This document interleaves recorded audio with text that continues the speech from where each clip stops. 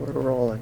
Okay, so even in this poster, this is put together by the U.S. Army Corps of Engineers.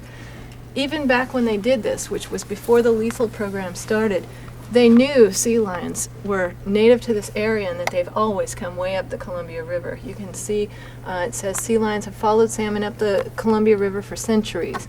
And then it remarks on Lewis and Clark finding them up here. They've always hunted for salmon on this river. What it doesn't say there is that when Lewis and Clark came, thousands of sea lions, there were also millions, tens of millions of salmon on the river.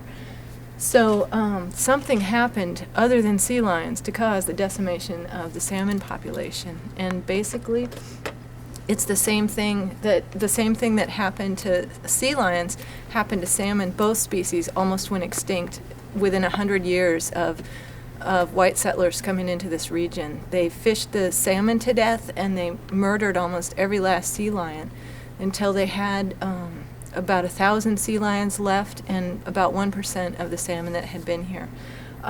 They passed a Marine Mammal Protection Act, which this thing notes, in 1972, and so and that law had more power than the Endangered Species Act, which was the act supposed to be protecting the salmon.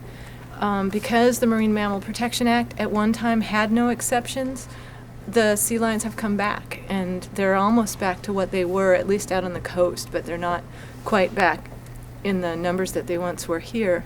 But the salmon, because they were protected under a different act without the same teeth, people have continued to fish for salmon. They've been able to kill 80%, 70% of the runs by the dams. So the salmon are not coming back. But yet they raise the fishing quotas every single year, and instead of stopping the fishing or doing something about the dams, they're trying to wipe out the sea lions that coexisted with salmon for tens of thousands of years.